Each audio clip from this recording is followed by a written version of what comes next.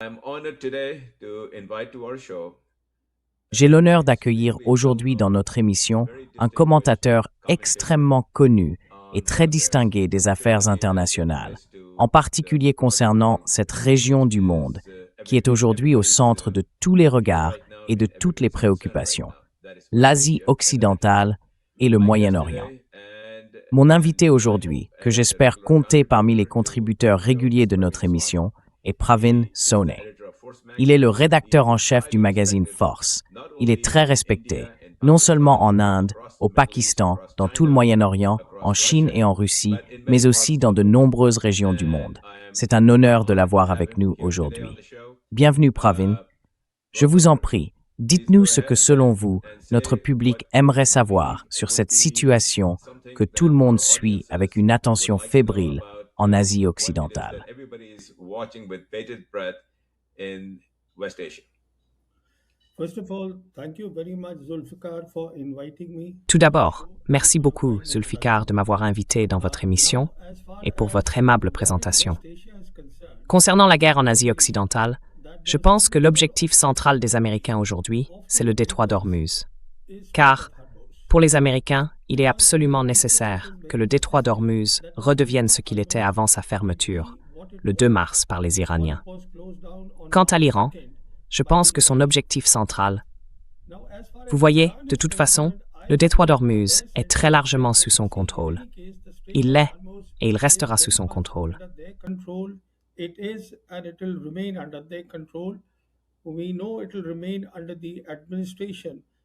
Nous savons que cela restera sous l'administration de ce que les Iraniens ont créé en concertation avec les Omanais, ce qu'on appelle l'administration du détroit du Golfe Persique.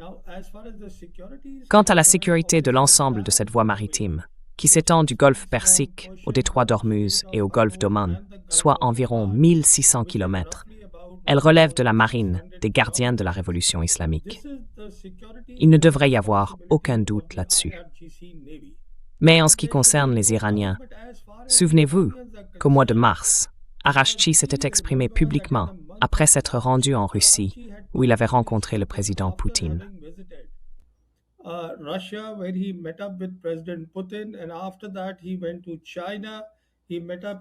Et après cela, il est allé en Chine. Là-bas, il a rencontré son homologue, Wang Yi. À son retour à Téhéran, il a évoqué pour la première fois un nouveau cadre régional d'après-guerre. Donc, quand on parle de cela en lien avec le détroit d'Ormuz, cela signifie que, comme je l'ai dit, si l'administration et la sécurité restent du ressort des États côtiers, l'Iran a déclaré qu'il consulterait les États riverains, c'est-à-dire les autres pays du CCG qui utilisent le détroit d'Ormuz. Il tiendrait compte de leurs avis sur la manière de gérer le détroit d'Ormuz. Donc, ce que je veux dire, c'est que le détroit d'Ormuz est aujourd'hui très largement sous leur contrôle.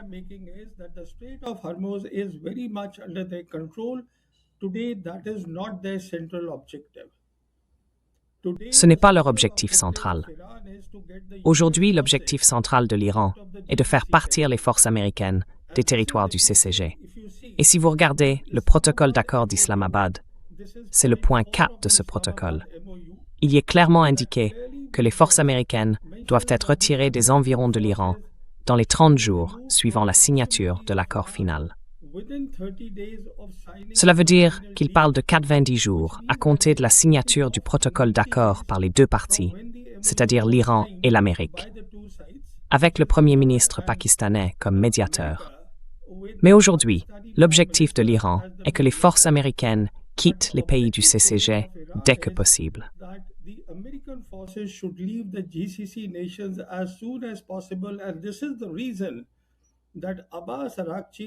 Et c'est la raison pour laquelle Abbas Araghchi a récemment parlé de la doctrine iranienne comme étant « œil pour œil ». Vous nous frappez, nous frapperons vos bases dans les pays du CCG. Et c'est précisément ce qu'ils font. Or, l'objectif est très simple.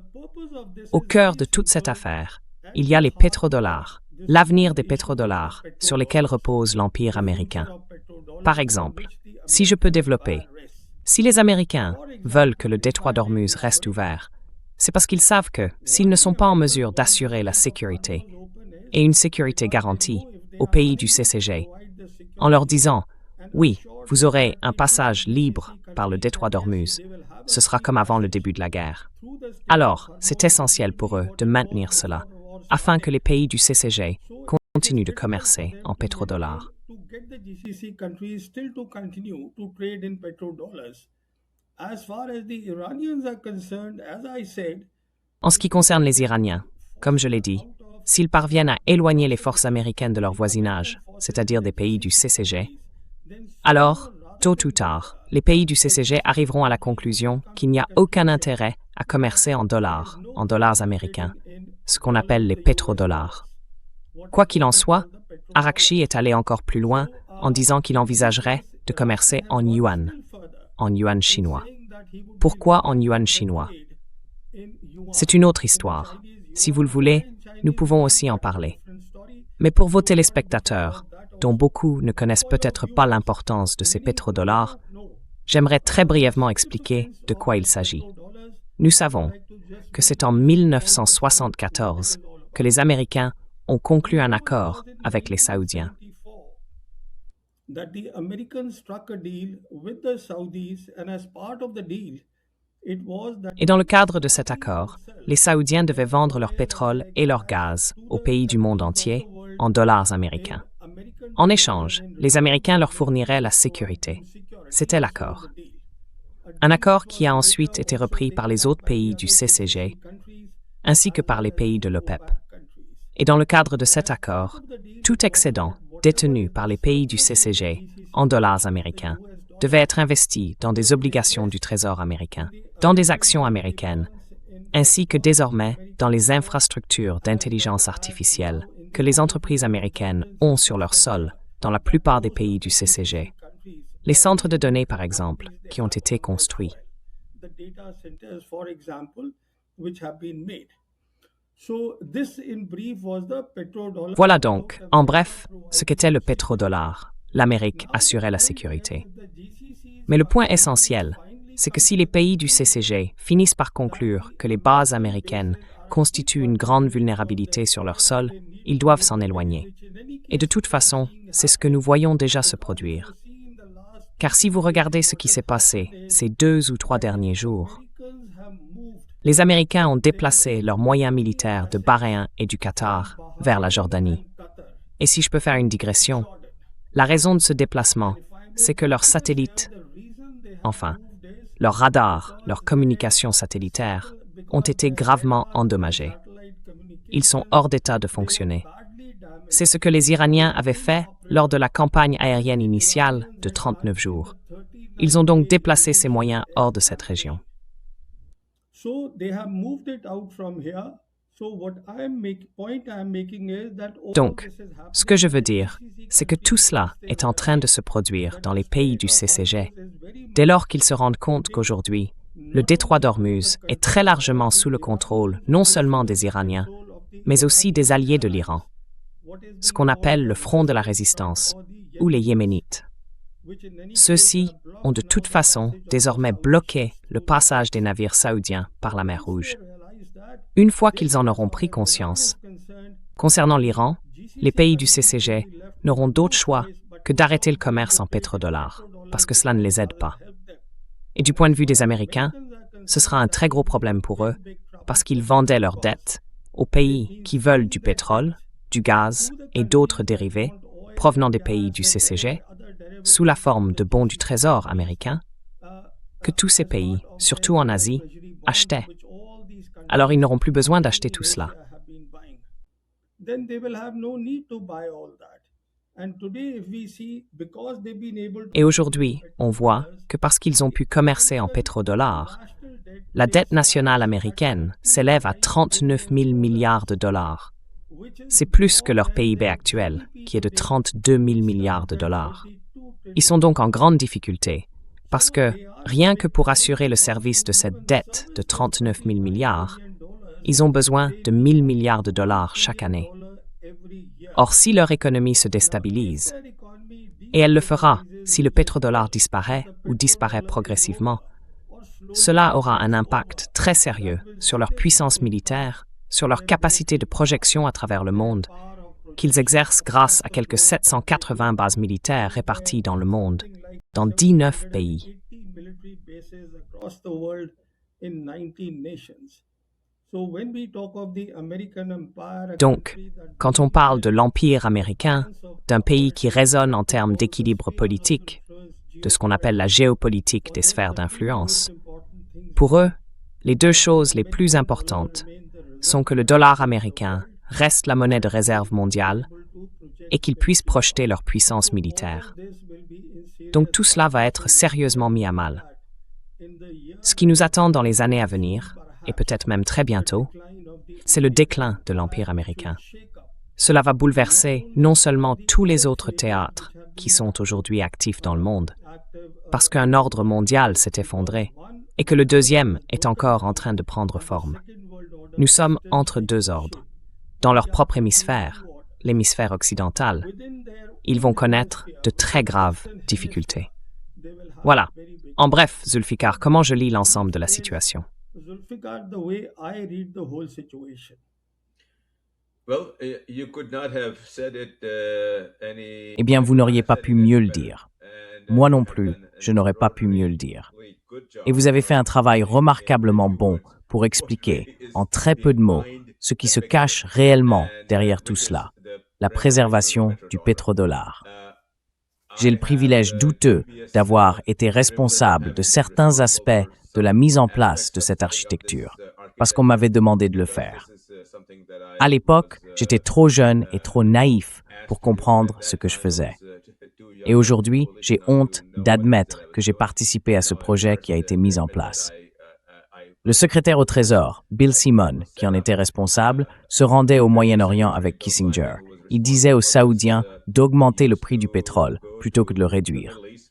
Puis il ressortait et, sans sourciller, disait au monde entier: « Nous sommes ici pour leur demander de réduire le prix du pétrole. »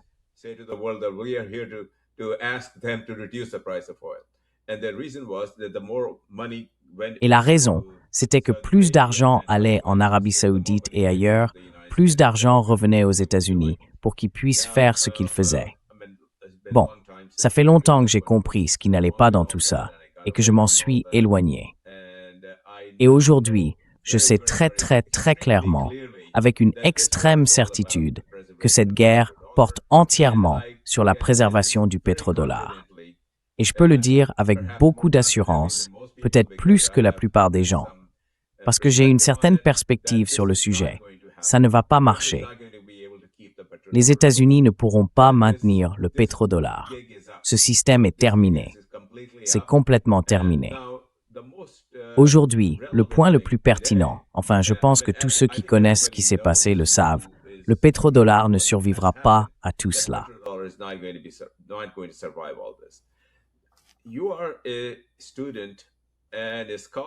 Vous êtes un étudiant et un spécialiste des conflits militaires et un observateur très pertinent, très avisé de ces questions. Je suis votre travail depuis longtemps et je l'admire depuis longtemps, tout comme des millions d'autres personnes. Et pour la première fois, heureusement, grâce à votre aimable décision de venir dans notre émission, bien d'autres millions de personnes vont en entendre parler, dans 12 langues différentes. Dites-moi ce qui se passe maintenant. Car d'après ce que je sais, j'ai une perspective assez particulière sur le sujet, les États-Unis sont coincés. Il n'y a aucun moyen pour les États-Unis de sortir de cette situation avec succès et en vainqueur. Ils n'en sortiront pas victorieux, quoi qu'ils fassent. Et l'Iran ne va pas relâcher la pression. Alors, que se passe-t-il ensuite?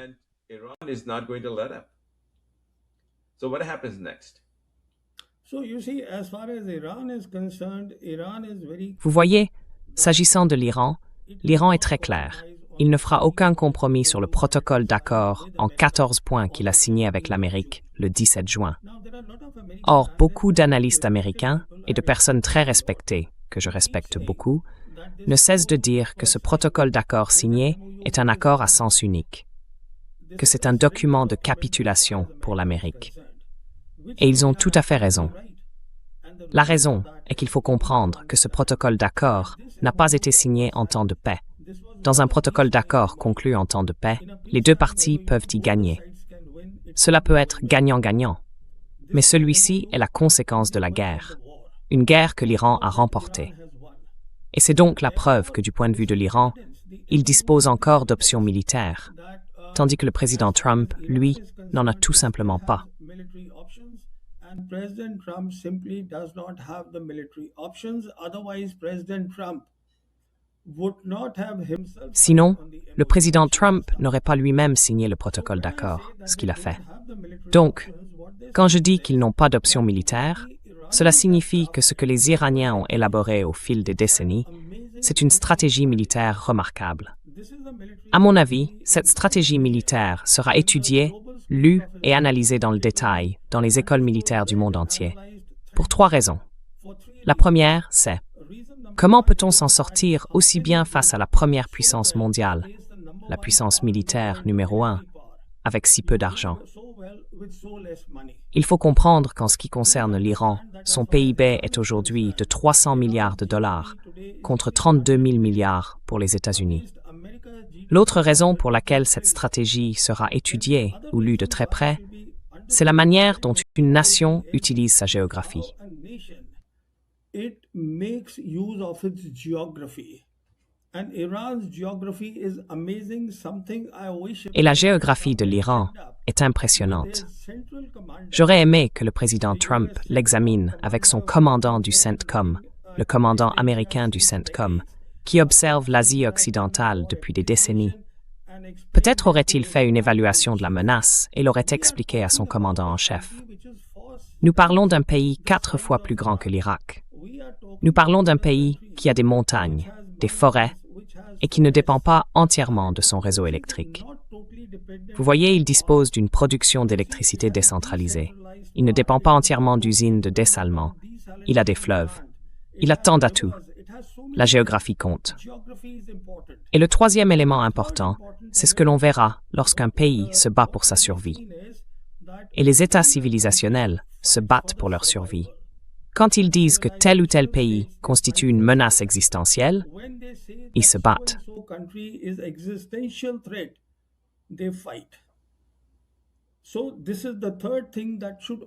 Donc, c'est la troisième chose qu'il faut toujours garder à l'esprit.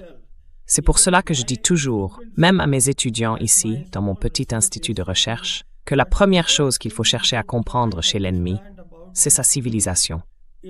D'où vient l'ennemi? Quelle est son histoire? Quelle est sa culture? Qui sont ces gens?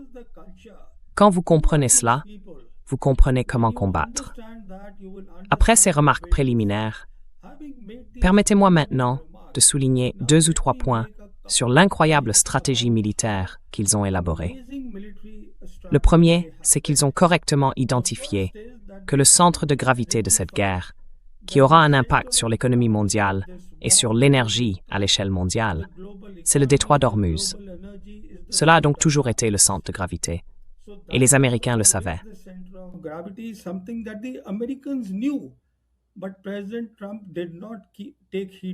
Mais le président Trump n'en a pas tenu compte. Si je dis qu'il le savait, c'est parce que, si vous regardez la propre stratégie de sécurité nationale du président Trump, publiée par la Maison-Blanche en décembre 2025, elle dit clairement que l'ennemi déclaré, l'adversaire de l'Amérique, c'est l'Iran, et qu'il est absolument nécessaire pour l'Amérique de maintenir le détroit d'Ormuz ouvert. Il doit rester ouvert. Le deuxième point que je veux souligner concernant la stratégie iranienne, c'est qu'ils ont identifié l'importance des bases américaines sur le sol des pays du CCG. En termes militaires, on parlerait du niveau opérationnel de la guerre, là où une décision régionale est prise. Et c'est précisément ce qui se passe lorsque les Iraniens parlent de donnant-donnant. Ce qu'ils essayent de faire, c'est de chasser les Américains des bases du CCG.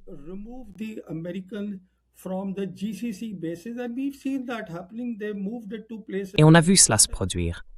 Ils ont déplacé cela vers des endroits comme la Jordanie, tout simplement parce qu'ils n'ont pas les radars, ni les communications par satellite, ni au Qatar, ni à Bahreïn. Le Qatar, comme vous le savez, abrite le quartier général avancé du commandement central. C'est aussi la plus grande base aérienne américaine, où sont stationnés quelques 10 000 soldats.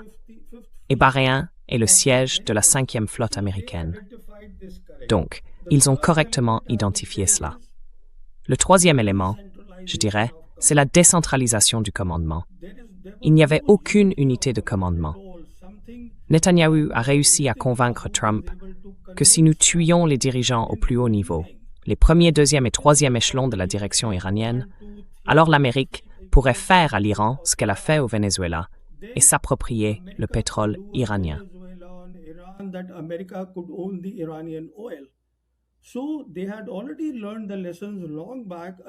Ils avaient donc déjà tiré les leçons depuis longtemps. Une leçon qui a été renforcée pour les Iraniens lors de la guerre de 12 jours qui a eu lieu en 2025.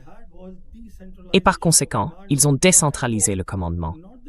Ce que j'appelle non pas l'unité de commandement, mais l'unité d'effort, où l'effort est coordonné. Tous les éléments de cet effort, ce que nous appelons le front de la résistance, le Hamas, les Yéménites, le Hezbollah, les milices irakiennes, savent exactement ce qu'ils doivent faire et coordonnent leurs actions avec l'Iran. Ensuite, le deuxième élément de leur stratégie militaire, c'est de passer sous terre. Vous voyez, les Iraniens ont évidemment beaucoup souffert des morts parmi leurs civils, des dégâts causés à leurs infrastructures civiles, à leurs habitations. Mais en ce qui concerne leur capacité militaire, tout est souterrain. Il n'y a pratiquement rien à la surface.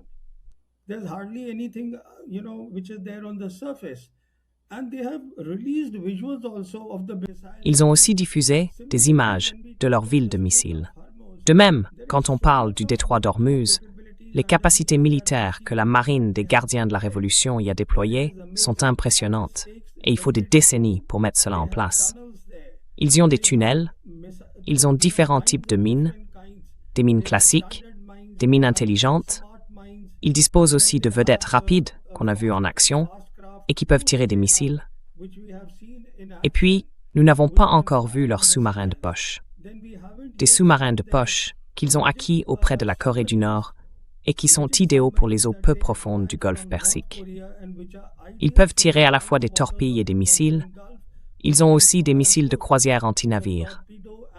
Donc, ce que je veux dire, c'est qu'ils ont tout simplement trop de capacités.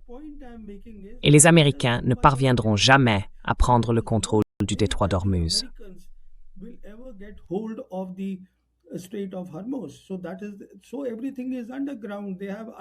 Donc, tout est souterrain.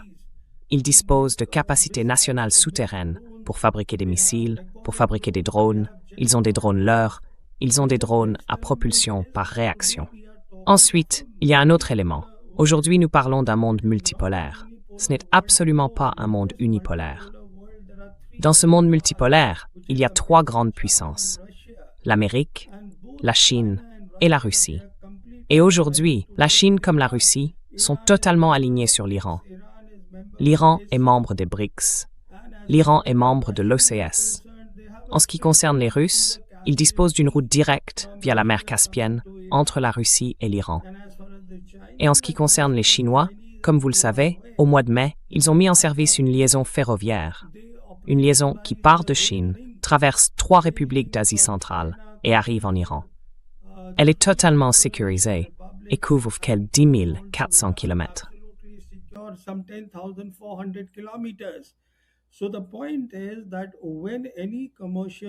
Donc, le point essentiel, c'est que lorsqu'il s'agit d'un navire commercial russe ou de wagons ferroviaires chinois, dans un monde multipolaire, les Américains ne les frapperont pas. Ils n'osent pas s'en prendre aux biens des Russes ou des Chinois. Et puis, vous savez, aujourd'hui, si vous regardez tous les reportages de la presse occidentale, tout le monde parle de la précision des missiles et des drones iraniens. D'où vient-elle? Elle vient du fait que l'Iran a été intelligent. Vous voyez, Zulfikar, ça fait une énorme différence quand on a des gens intelligents, sages et instruits. Non, ça fait vraiment une énorme différence.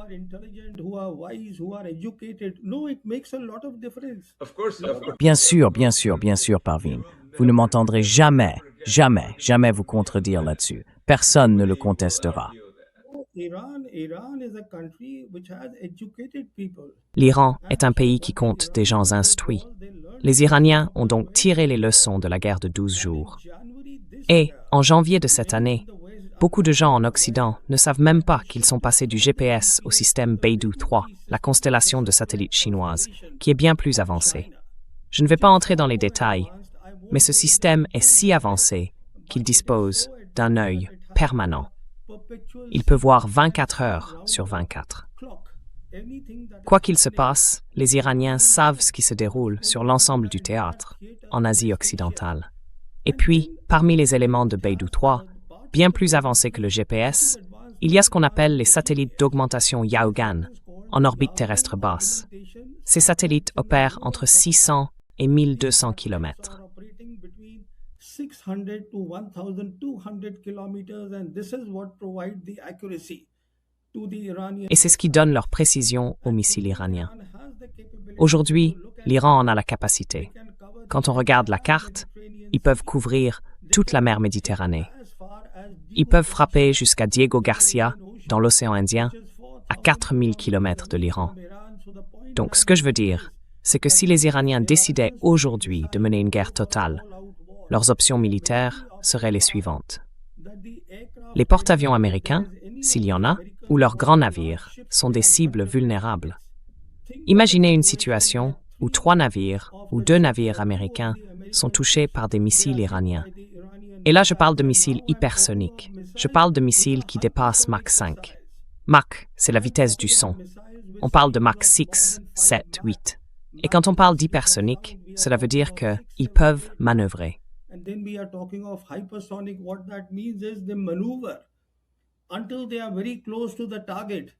Jusqu'à ce qu'ils soient très près de la cible, les intercepteurs ne savent pas quoi faire, ni où chercher le missile qui arrive. Donc, ils auront un impact garanti. Et d'où tiennent-ils tout ça? De la Chine et de la Russie. Ce sont d'ailleurs les 2 seuls pays qui disposent de missiles hypersoniques opérationnels.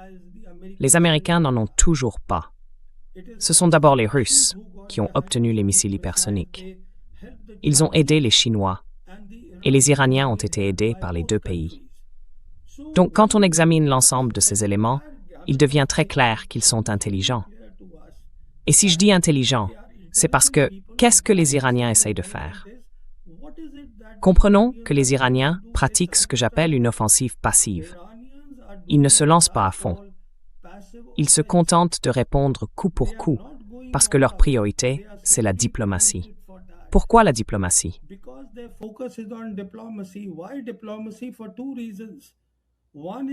Pour 2 raisons. D'abord, ils comprennent que c'est leur espace géographique. Plus il y aura de destruction sur leur sol, dans les pays du Conseil de coopération du Golfe, plus c'est l'Asie occidentale qui souffrira. Toute la région souffrira. Les Américains, eux, feront simplement leurs valises et partiront. Et ensuite, s'ils doivent construire un cadre régional, ils doivent faire en sorte que la diplomatie prime. C'est précisément pour cette raison que l'Iran a tant mis l'accent sur la diplomatie. On le voit avec Araghchi. Il n'échange pas seulement avec les pays de la région, il est aussi en contact constant avec les 2 grandes puissances, la Chine et la Russie.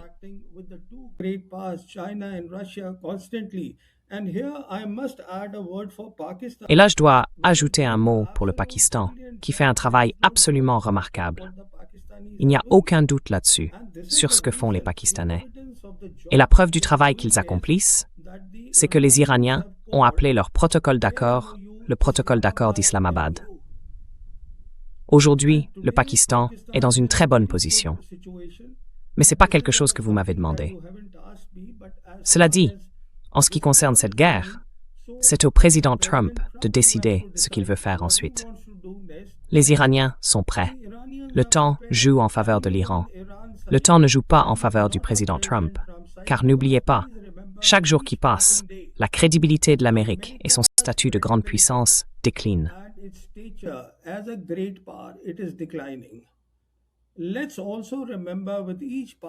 N'oublions pas non plus que chaque jour qui passe, il y a toutes les choses que le président Trump voulait faire. Cela fait partie de sa stratégie de sécurité nationale, donner la priorité absolue à l'hémisphère occidental. Parce que si l'hémisphère occidental n'est pas sécurisé, il n'y a aucune chance que MAGA se réalise. Make America Great Again, rendre à l'Amérique sa grandeur. C'est sa politique étrangère. Je veux refaire des États-Unis le premier pays du monde, ce qui bien sûr n'arrivera pas. Donc, dans l'hémisphère occidental, il y a beaucoup d'enjeux militaires, beaucoup d'enjeux de sécurité. Il ne peut tout simplement pas s'occuper de tout cela. Donc, ce que je veux dire, c'est que le temps joue en faveur de l'Iran.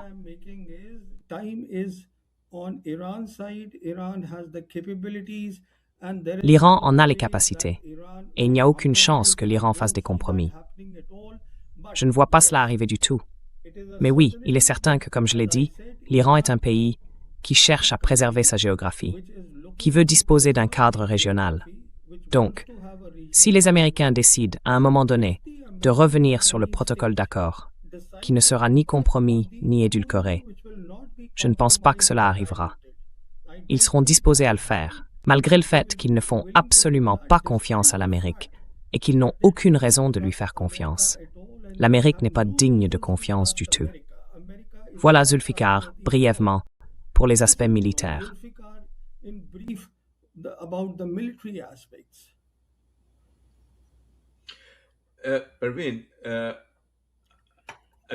Parveen, encore une fois, j'admire profondément la qualité de votre analyse et je suis honoré que vous soyez ici. Nos publics, partout dans le monde, bénéficieront de tout ce que vous avez dit. J'aimerais ajouter que de par mon parcours, j'ai une certaine compréhension de ce qui se passe au Pakistan. Pourtant, je vis dans ce pays depuis l'âge de 17 ans. Je suis arrivé ici très jeune, en première année d'université, en Californie. J'ai observé et suivi tout ce qui s'est passé.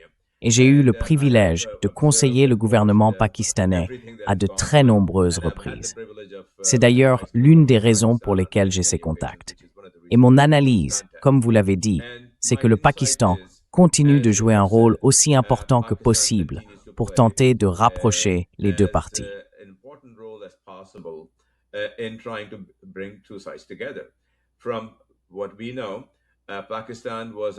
D'après ce que nous savons, le Pakistan a été approché par le président Trump, en particulier par Asim Munir, qui voulait une porte de sortie. Asim Munir lui en a offert une, pas immédiatement, mais après quelques jours. Et cette porte de sortie, c'était « D'accord, êtes-vous prêt à revenir au protocole d'accord? Pas à renégocier, pas à revenir discuter des conditions, mais êtes-vous prêt à appliquer ce que vous avez déjà accepté de faire ?» Et après peut-être 7 jours d'efforts intensifs, la réponse de Trump a été non. La réponse de Trump a été non. Et les mouvements militaires sur le terrain visaient à tout déplacer vers Israël et la Jordanie. Et d'après ce que j'ai entendu de mes contacts en Iran, ils attendent que les États-Unis et Israël portent leur coup final. Ils pensent qu'il leur reste encore une chance.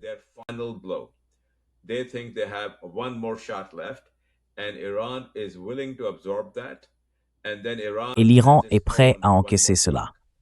Ensuite, l'Iran aura encore une possibilité de riposte, et ce serait dévastateur.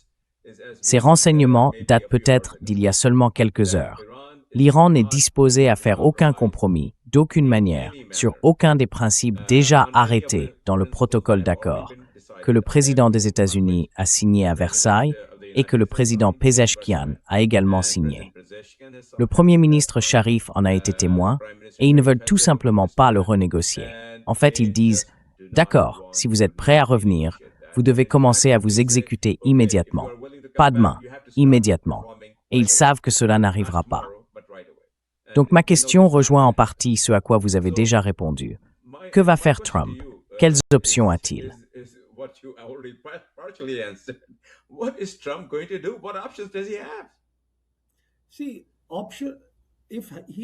Voyez, s'il avait la moindre option militaire, parce que nous parlons d'une campagne militaire qui aurait de graves répercussions sur l'économie mondiale et de graves conséquences pour l'Empire américain lui-même, notamment en matière de pétrodollars. Nous parlons donc d'une campagne militaire. Or, dans cette campagne militaire, comme je l'ai dit, le président Trump n'a tout simplement aucune option militaire. Et les Iraniens, eux, ont bien trop d'options militaires. Il y a beaucoup trop d'actifs américains répartis dans toute l'Asie occidentale. Donc, une fois qu'on comprend ce point, alors, et ce n'est pas tout, laissez-moi ajouter un autre élément. la manière dont il a mené la campagne aérienne de 39 jours du président Trump. Air campaign, President Trump. Now there are reports which clearly says À présent, des rapports indiquent clairement que les stocks de munitions de l'armée américaine ont fortement diminué. Nous savons que s'agissant des missiles intercepteurs, qu'il s'agisse des Patriot, des THAAD, des SAM-3 ou des SAM-6, tout est en quantité limitée. Or, ce sont des intercepteurs dont la fabrication prendra plusieurs années. Les stocks ne pourront donc pas être reconstitués. Et ils dépendent fortement, en particulier, leur système de guidage. Digmatharissa, me says. on the rare earth elements which China controls. And Chinese, just to put it in a bit of a perspective, Et les Chinois, juste pour remettre les choses en perspective une fois de plus, le 16 juillet, à Shanghai, Ishaq Dar, le ministre pakistanais des Affaires étrangères, était présent à la conférence mondiale sur l'intelligence artificielle, à laquelle le président Xi Jinping s'est adressé. En marge de cette conférence, il a rencontré Wang Yi. Et Wang Yi a de nouveau dit à Ishaq Dar qu'il devait tout mettre en œuvre pour qu'il y ait la paix en Asie occidentale. Cela en dit long. S'ils transmettent ce message aux Américains et que les Chinois le rendent public, cela signifie aussi qu'ils envoient un message aux Américains. Attention, les terres rares, nous pouvons toujours en couper l'accès. Vous aurez un gros problème. Donc, le point que je veux souligner, c'est l'Iran. So the point I'm making is Iran. So as far as President Trump is concerned, En ce qui concerne le président Trump, comme je l'ai dit, il est établi qu'il a signé le protocole d'accord, que des analystes américains respectés qualifient de document de compromission, de document de capitulation des Américains. Il n'a donc tout simplement aucune option militaire aujourd'hui. Et c'est précisément son impuissance qui explique toutes ces déclarations. Je vais faire sauter leurs ponts. Je vais faire sauter leurs centrales électriques, voyez-vous, tout en sachant parfaitement que les Iraniens riposteront. Ils riposteront contre les pays du CCG. Et comme je l'ai dit, sans le dire explicitement, ils auront ainsi atteint le 4e objectif du protocole d'accord, qui est essentiel pour eux, éloigner les forces américaines des pays du CCG, de la proximité de l'Iran. away from the GCC countries, from the Iran's proximity. Now, as far as Pakistan is concerned, see one Maintenant, en ce qui concerne le Pakistan, voyez-vous, un élément qui, selon moi, n'a pas reçu beaucoup de publicité ni beaucoup de couverture médiatique, c'est le fait que le mémorandum d'accord a été signé le 17 juin. Et le 23 juin, le président iranien Pezeshkian s'est rendu au Pakistan. C'était sa visite. La précédente remontait à août 2025. Cette visite était très importante. Si je dis qu'elle était importante, c'est parce que c'est le président Pezeshkian qui, au mois de mars, a parlé du cadre régional et de ce que ce cadre régional devrait inclure. Il a parlé de mettre en place un cadre islamique plutôt qu'un cadre américain. Islamic framework instead of an American framework. He spoke about having, as far as Strait of Hormuz is concerned, Il a évoqué le détroit d'Ormuz. Il souhaitait que ce soit les pays riverains qui le contrôlent et que les États littoraux respectent également le droit international. should also be followed. Il a parlé de commercer en monnaie locale. Il a parlé d'apporter des réponses régionales aux problèmes régionaux. Ce qui donne tout son sens à cela, c'est la visite du président Pezeshkian au Pakistan, le 23 juin. Parmi d'autres éléments rapportés dans la presse, il avait certainement déjà compris que, s'il pouvait y avoir un point d'ancrage pour le cadre islamique, ce pouvait être le Pakistan, en Asie occidentale. Et ce qu'il avait compris à ce moment-là se produit aujourd'hui concrètement sur le terrain. Realized at that time is actually happening on the ground. What we are seeing on the ground is that there is already Ce que nous constatons sur le terrain, c'est que des informations circulent déjà selon lesquelles le type d'accord de défense que les Pakistanais avaient avec les Saoudiens, les Qataris le veulent désormais eux aussi, et les Koweïtiens également. Donc, quand on parle de sécurité, cela devient un élément très important du cadre islamique. Et puis le Pakistan a certaines caractéristiques uniques qu'aucun autre pays de la région ne possède. Si je peux en citer 3. D'abord, c'est le seul pays musulman doté de l'arme nucléaire. Ensuite, le Pakistan n'a pas de relations diplomatiques avec Israël. Enfin, en ce qui concerne les Américains, ils sont arrivés à la conclusion que le Pakistan dispose de capacités conventionnelles crédibles. Pakistan has credible conventional capabilities. Now, the only problem which I keep emphasizing, even in my Le seul problème que je ne cesse de souligner, y compris dans mes vidéos, et que je tiens aussi à évoquer dans votre émission, c'est que le Pakistan a aujourd'hui tant de possibilités d'améliorer son économie, sa connectivité, son ascension géopolitique mondiale et régionale, et de devenir un membre très responsable, reconnu comme tel, du nouvel ordre mondial. Ce qu'il doit améliorer, c'est sa gouvernance. C'est là qu'il a un problème. Donc, si je devais donner un conseil qui ne m'a absolument pas été demandé, mais dans l'intérêt du Pakistan, ce serait de dire que l'armée pakistanaise, sous la direction actuelle du maréchal Asim Munir, fait un excellent travail en matière de politique étrangère, de compréhension de la géopolitique mondiale et régionale et de sécurité.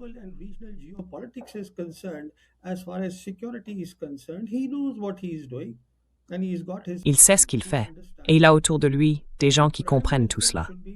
Le Premier ministre devrait donc se concentrer sur la gouvernance. C'est cela qui compte.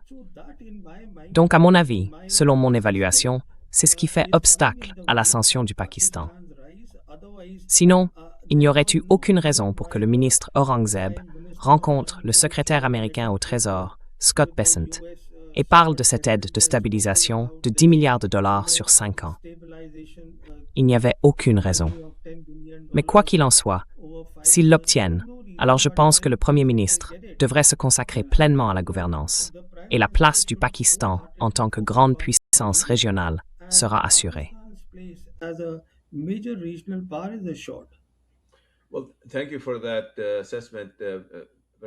Eh bien, merci pour cette analyse, Parveen.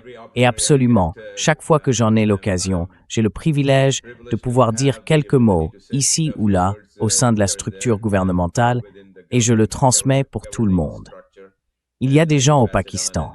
Le Pakistan est un pays de plus de 300 millions d'habitants qui y sont attachés. Pas tout le monde, mais certaines personnes y sont très attachées. Outre la visite du président Pezeshkian, une visite très importante, et aussi celle d'Aragchi, il n'y a pas longtemps, comme vous le savez peut-être, Parveen, j'en suis sûr.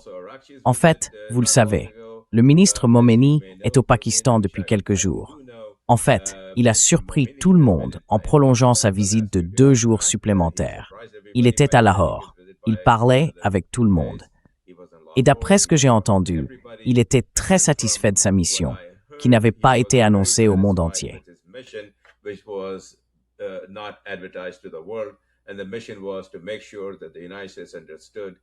Et la mission consistait à s'assurer que les États-Unis comprennent que le Pakistan a fait savoir cela à Trump. Il n'y aura pas de renégociation. Si vous venez à la table des négociations, venez avec une mise en œuvre déjà en cours. Les mots exacts, une mise en œuvre déjà en cours. Or, vous comme moi en savons assez sur Trump pour pouvoir raisonnablement dire que cela ne se produira pas. Il ne reste donc qu'une option. Trump va réagir violemment. Et les Iraniens s'attendent pleinement à ce que cela arrive. C'est regrettable, mais ils s'y attendent. En revanche, ils sont extrêmement bien préparés. En fait, certaines personnes à qui j'ai parlé ont été choquées de voir à quel point ils étaient préparés. Je parle de responsables militaires. Donc, il ne reste que l'option de la guerre. Vous attendez-vous à des actions militaires très très importantes?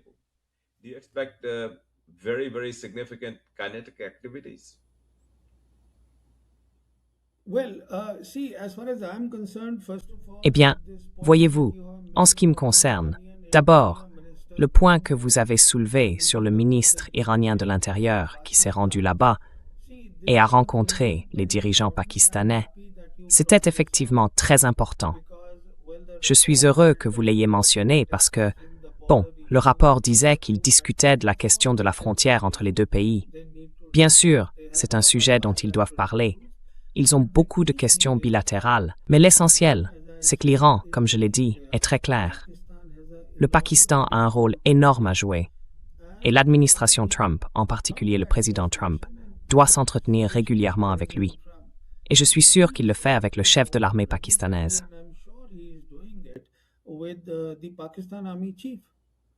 So it is important that this message be conveyed to Il est donc important que ce message soit transmis aux Américains par l'intermédiaire du Pakistan, parce que beaucoup d'analystes américains parlent d'une sorte de compromis sur le protocole d'accord. No compromise. Aucun compromis. Compromise. Aucun compromis. As I said, Vous voyez, comme je l'ai dit, que veulent les Iraniens. the Iranians want Les Iraniens veulent que cette guerre ne se reproduise pas. this war done. L'Iran veut qu'un cadre régional soit mis en place. Iranian want that En fait, je vais aller encore plus loin. created. In fact, let me go. L'Iran veut que les ailes d'Israël soient coupées. Iranian want that Et comment les couper? should be clear. Au-delà du protocole d'accord, en supposant que ce protocole d'accord aboutisse à un moment donné à l'accord final. At some stage, Je suis absolument certain que les Iraniens cherchent quelque chose de plus, I'm absolutely quelque chose qu'ils ont déjà laissé entendre. are looking for something more, something that they have already hinted. They'll be looking at Gaza and they'll be looking at the Palestine Ils vont se pencher sur Gaza et sur la question palestinienne. by the Chinese. Et là, les Chinois les aideront. Because in 2020, Pourquoi les Chinois? recall, Parce qu'en 2023, rappelez-vous, les Chinois ont réuni à Pékin 14 factions palestiniennes, dont le Fatah et le Hamas. together, Elles se sont réunies, et les Chinois, vous savez, le communiqué ou le résumé disait qu'ils voulaient rassembler tous ces gens sous une même bannière. they wanted to Pourquoi les rassembler sous une même bannière? one cover. Parce qu'aujourd'hui, dans un monde multipolaire, il faut le souligner encore et encore, l'Amérique n'est pas la seule puissance sur Terre aujourd'hui. Dans un monde multipolaire, il existe une possibilité, un espoir, comme il n'y en a jamais eu, que la question palestinienne soit sérieusement traitée. Like there never was of the Palestine question being seriously addressed. And this is the reason why, please also remember Et voilà pourquoi. that on the 1st of N'oubliez pas non plus que le 1er juillet, qu'a fait le président Trump, lors de son premier mandat, il avait parlé de transférer l'ambassade américaine en Israël à Jérusalem. but on 1st of July, Mais le 1er juillet, il a en fait conclu un accord avec les Israéliens pour acheter le terrain où l'ambassade doit être construite, parce que cet État palestinien doit avoir sa capitale à Jérusalem-Est.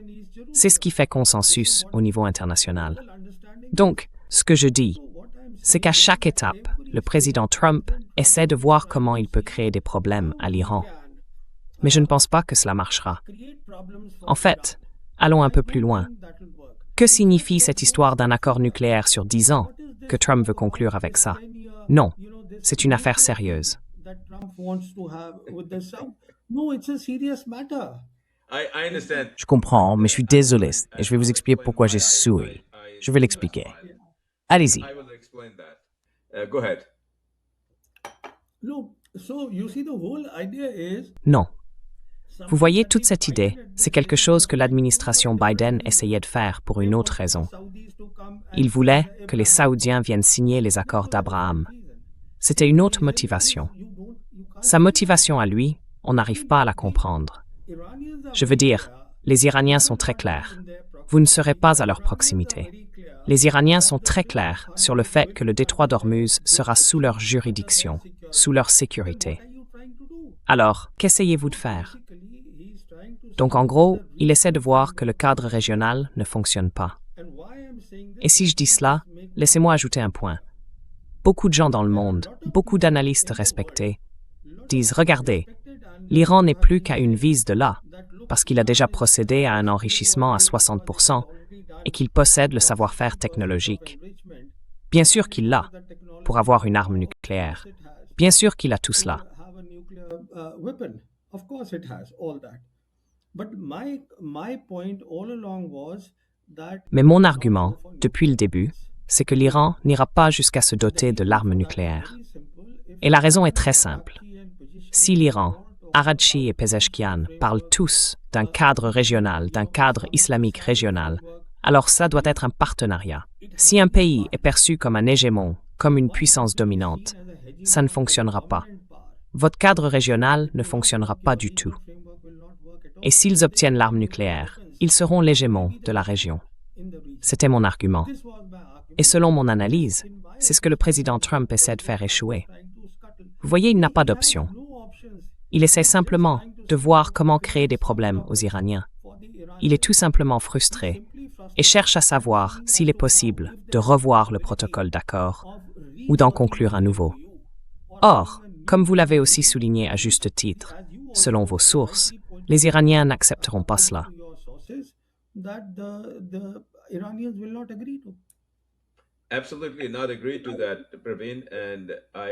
Je ne suis absolument pas d'accord avec ça, Praveen. Et je veux simplement préciser pourquoi je souriais. J'ai quelques informations sur ce projet, cet accord, soi-disant accord, visant à construire, à fournir de l'enrichissement d'uranium, et ainsi de suite. Les États-Unis n'ont pas construit de réacteurs nucléaires, peut-être pas plus de 2 ou 3, au cours des 25 dernières années. Leur technologie est vraiment ancienne et complètement dépassée. Ce n'est rien de plus qu'un os qu'ils ont essayé de jeter aux Saoudiens, simplement pour voir si cela pourrait, d'une manière ou d'une autre, apaiser leur colère face à tout ce qui va se passer. Et rien ne changera les événements, ni les faits sur le terrain. Je vous ai retenu plus longtemps que je ne le pensais. Votre analyse va toujours droit au but, droit aux faits.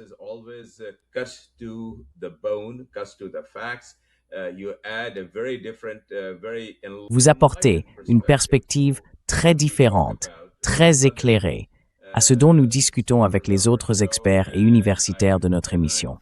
C'est vraiment un honneur de vous recevoir ici, et j'ai hâte de vous retrouver à la même heure la semaine prochaine. Espérons que Trump ne fera pas exploser le monde d'ici là. Praveen, merci infiniment. À nos invités du monde entier, cette émission est traduite simultanément dans 12 langues. Si vous appréciez ce que nous faisons dans cette émission, abonnez-vous, s'il vous plaît, et cliquez sur le bouton « J'aime ».